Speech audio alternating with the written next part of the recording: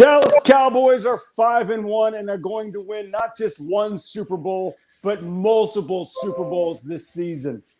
For Fort Worth Star-Telegram, Dallas Cowboys Overtime, I am Fort Worth Star-Telegram sports columnist Mac Engel, and I'm joined by a man who apparently had a miserable travel day coming back from Boston, Mr. Clarence E. Hill Jr. Clarence, before we get into the Cowboys winning in New England on Sunday for the first time in 30 years, I believe, can you regale me with your travel horror story yesterday, please? Oh, it is what it is, you know. Let me add American Airlines so I get some free trips or whatever else. Is that what you do? Is that how you do it? Try it. You add them on Twitter and complain, and then they give you free trips. Yep. Basically, I had an 8 o'clock flight. I got to the airport about 6:30. I got a message the flight was delayed till 10. Then another message the flight was delayed till noon. Then another message the flight was delayed till 5:30. They finally moved it up to 2:30, and we got here about 5:30. Just all day at the airport, not knowing, you know how it is. And yes, so, you don't get much sleep the night before the game, especially when you have an early flight and you're wired from the game and everything else. And so I really was looking forward to taking a nap on the plane coming back that morning, 8 o'clock flight. I was going to sleep, it was a 4-hour flight. I was going to sleep all 4 hours, and I was just a zombie at the airport. But hey, it's not about me. It's not about me. I made it. Hey, wait. Hang on. No, it's not about you, but it's fun to have fun with you. You also got to Boston in time to watch your Longhorns pull out yet another loss to an Oklahoma school, this time to Oklahoma State. But we're not here to talk about that. We're here to talk about the team that had a phenomenal weekend in Boston. That is the Dallas Cowboys, who pulled out an overtime win.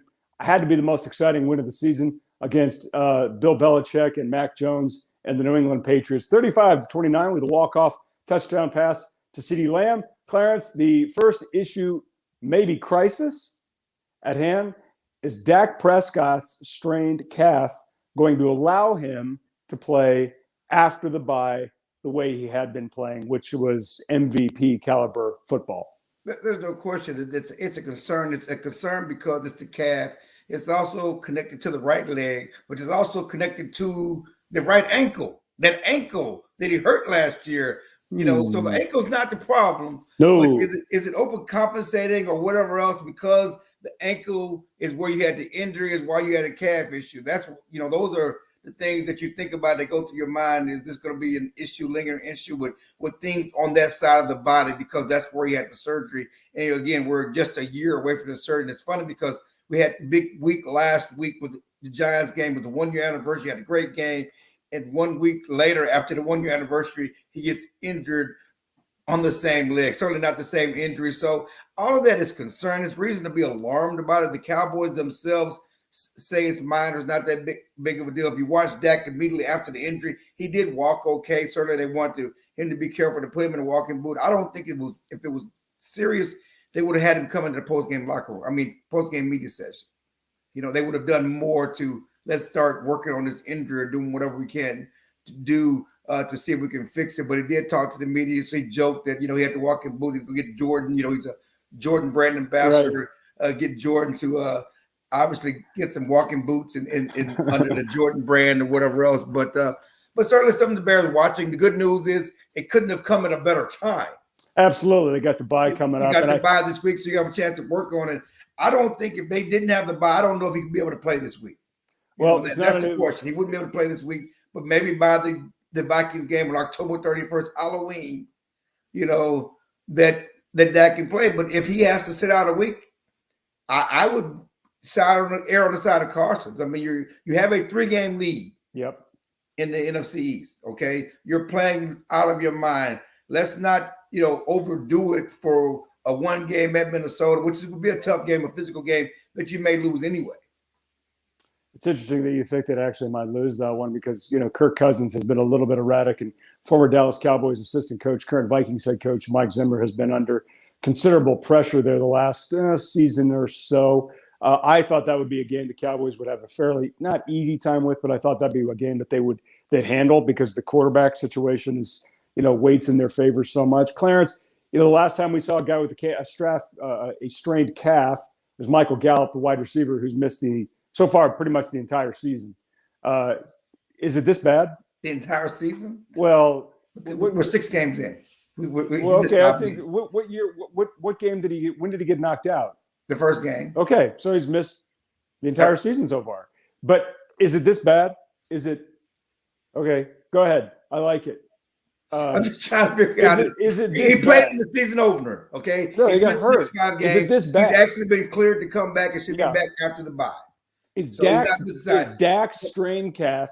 They don't think it's as bad as Michael Gallup's. They also don't believe that what they're asking the quarterback to do in the pocket is the same as what you're asking the receiver to do. And so he can play on it more so than Michael Gallup can play on it. So that's the focus. That's the goal. That's the thought process. But forget the negative stuff. They just beat Bill Belichick. They did. They beat Bill Belichick, but they didn't beat Tom Brady. They beat Bill Belichick. No, who cares? Unbeatable Bill is very beatable without Tom Brady. And that is conclusive. Every single statistic, and I went in and found them all, every single statistic that says beating Bill Belichick with Tom Brady ain't that hard, because it ain't that hard because everybody does it. But they did win in a place they hadn't won in a long time. Zeke Elliott looked great. The receivers looked great. They just had some really random plays that went against them in crucial areas of the field, turnovers in the end zone. Cedric Wilson. Okay, are we going to do that? I'm just saying. Are we going to do that? About We're the not coach. doing anything. I'm just saying that they had to what is overcome. Mike McCarthy's deal? Can you believe how many yards they had? And they got all those yards because they were in 3rd and 25 and 2nd and 20 and 1st and 25 throughout the whole game. The first half of the game, there was a time when the Cowboys had 7 penalties for like 70 yards. Patriots had none. Yep. Okay. None. No, I mean it was laughable how imbalanced it was. I mean, that's like an NBA game. It was just game. so imbalanced. They were just so perfect in blocking, and the Cowboys Right. they were holding Randy Gregory the whole game. It was what it was. But again, the statistics say the game was lopsided. Obviously, the final score says differently. But you look at the numbers. Dak Prescott threw for the most yards ever against the Bill Belichick coach team. The offense accounted for the most yards ever against Bill Belichick since he started coaching 27 years ago. 567 yards total offense. They stopped the run early. Dak had to throw. At the end of the game, they were running and passing pretty much at will. It was only a matter of time. Yeah, and you know what? I thought about this a lot. What's so impressive about that performance offensively, if you can, and I hate this, if you can do away with the turnovers, which you can't, they all count. But you think about during that run of 20 years that New England had under Brady and Belichick, the fact that the Cowboys ran up those kinds of offensive numbers and passing statistics against a team that for 20 years was in a comfortable lead against some good quarterbacks who always, and you and I both know. And Brady doesn't play defense. And Belichick, his calling card is defense. Right. And the thing that blows me away about that statistic is that you think about all of the garbage stats NFL quarterbacks compile when they're down 10, 14 points in the second half, and they're just throwing it everywhere because defenses are giving you that yardage. For the Cowboys to come up with those types of numbers is incredible. I mean, because just compared to what Belichick's defenses have normally done, because they've been playing with leads and they're still getting guys out on 3rd down, but they obviously done Sunday. That's one of the more impressive offensive performances I've certainly ever seen. I mean, Clarence, you've seen some good ones. Can you think of one any better than that? Well, I mean, after everything they had done, and Connor Williams, my Texas guy, has a hold. And this is after they converted a 4th and 4. I know. Okay, the 4th and 4, the catch by CeeDee Lamb, that was just. I mean, I said it was amazing. They converted the 4. I mean, like they felt they could do anything, and they converted the 4th and 4, and then you get a hold and an unsportsmanlike conduct penalty. You're 3rd and 25. The game was over. Yep. And then Dak just go back there and throw the 24-yard pass to CeeDee Lamb, the same pass he threw against the Tampa Bay game that Lamb dropped. They went for interception that he should have caught in that game. Yep. He caught the pass this time. They converted the first. They kicked the field goal, go into overtime and win the game on the game winner by CeeDee. But they have to a 3rd and 25. You don't practice that. No, and I'll tell you the thing that amazed me about that play, that particular play, you don't complete 3rd and 25s against 2 deep safeties and all that. Right. You just don't, and they did it. And the part that's impressed me so much is how easy they made it look. That looked like pitch and catch. That did. That looked like just a college game between a really dominant college tandem, quarterback receiver, and just some middling, Sun Belt team. That's how easy they made that play look. And just like the game winner, most of the game, Belichick, I'm going to stop the run. I'm an old school football coach. We're not going to let you run on us. So the game winner, the Cowboys are driving that. Dak is 5 for 5. They're basically got everybody up at the line to stop the run to prevent a field goal. Right. Okay. CeeDee Lamb is got one-on-one coverage, running wide open down the field because they're stopping the run. Look how open he was. Look how open he was. That defensive back was. Because they're stopping the run. Right, because they're stopping the run. I did want to ask you this question because a buddy of mine asked me, a couple of people have asked me about it, and I'm sure it was brought up to you. We can't go through a game, and this team's 5-1. We can't go through a game, Clarence, where we don't look at Mike McCarthy, and have some McCarthyism. What was the deal with the clock management at the end of regulation when they've got the ball with 24 seconds to go? And if they're going to go for the field goal, right? If they're going to go for the field goal, why not run it down to 5 seconds as opposed to kicking it right there and then giving Mac Jones and the Patriots the ball back? I just need someone smarter than me. We went to Texas. I didn't get into Texas. Mike McCarthy's a college grad. Can somebody explain that to me, please? I mean, no one can explain it. Just he's 5-1. There you go. He's 5-1. 5-1. He's a 5-1 coach. 5-1 coach. Do you see this eventually biting him in the butt, or these really aren't that big a deal? I think it's going to get him eventually. Just law of averages, right? One of these is going to get him. It has. Well, it could, but the Cowboys team and where they're playing, they're overcoming some of those decisions. Good way to put it. Overcome those decisions, and so that says a lot about the team and the mentality of the team. He has something to do with that they don't waver. They don't, times of the stretch. We're talking about 3rd and 20. We're talking about overcoming the penalty. It has a lot to do with Dak. It has a lot to do with what they do with, they have a mental coach.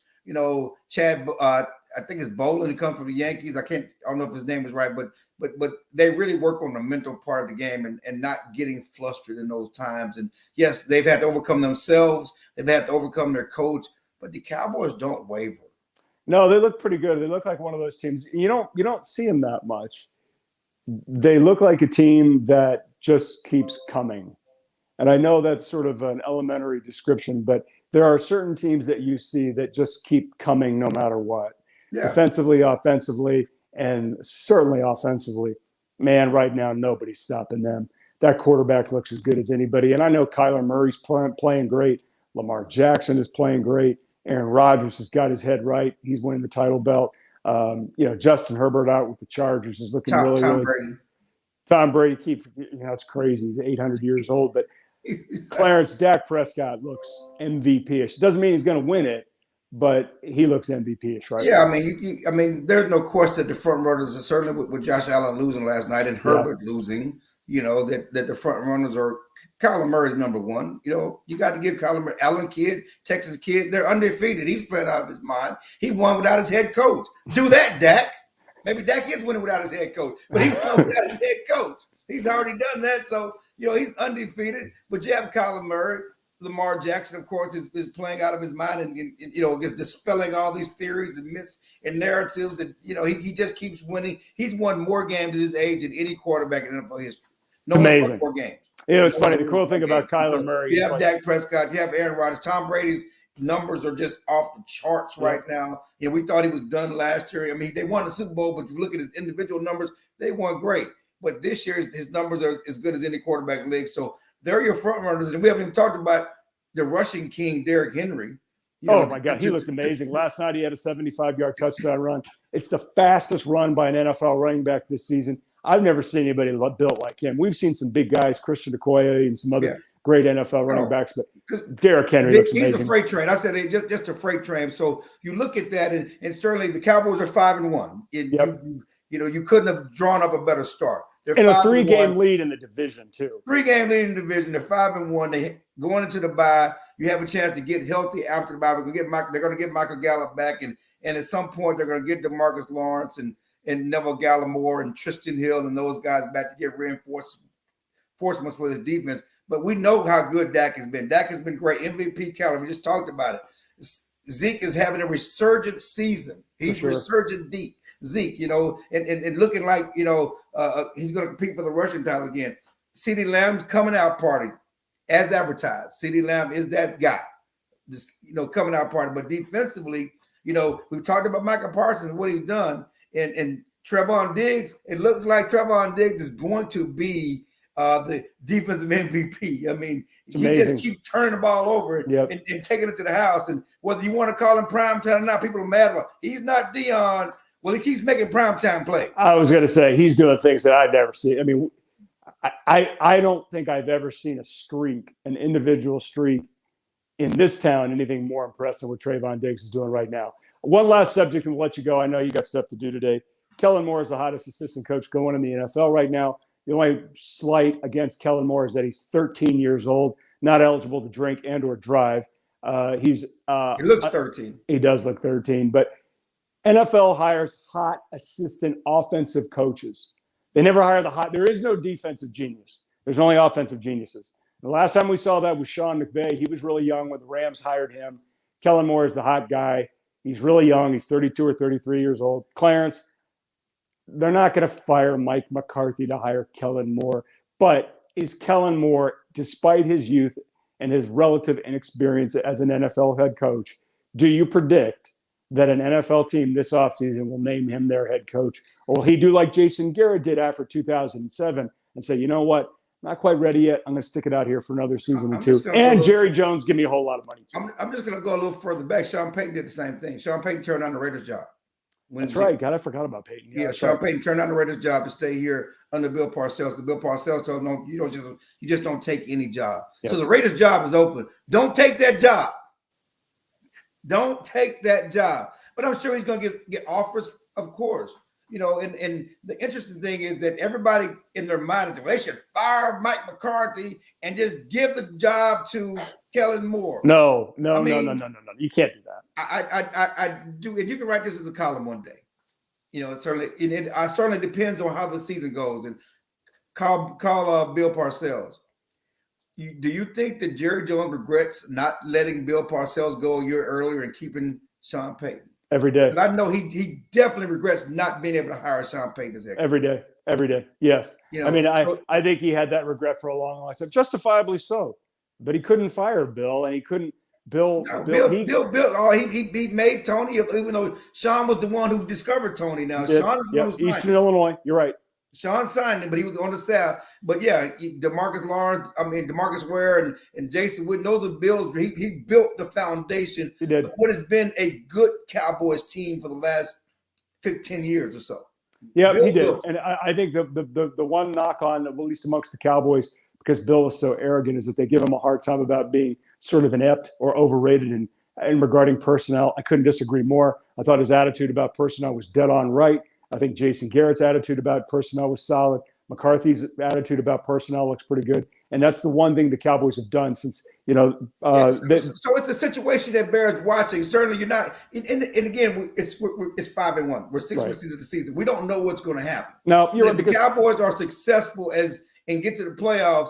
I don't know how you dump McCarthy, and certainly I don't know how you keep Kellen Moore because somebody else is going to want him. The question is, because there's only 32 jobs. There's only 30. It's one thing to turn down Boise State, another thing to turn down a NFL coaching job outside the Raiders. You don't want that job, and you don't want the Washington job. But other teams, you got to take that money. There are only 32 opportunities there. I tend to agree with you. Clarence, this has been fun. I know you got a heart out here. It was good seeing you again. I'm glad you're home after a fun travel day in Boston. The Cowboys are off this week. They will not have to worry about Dak Prescott's injury for at least another week.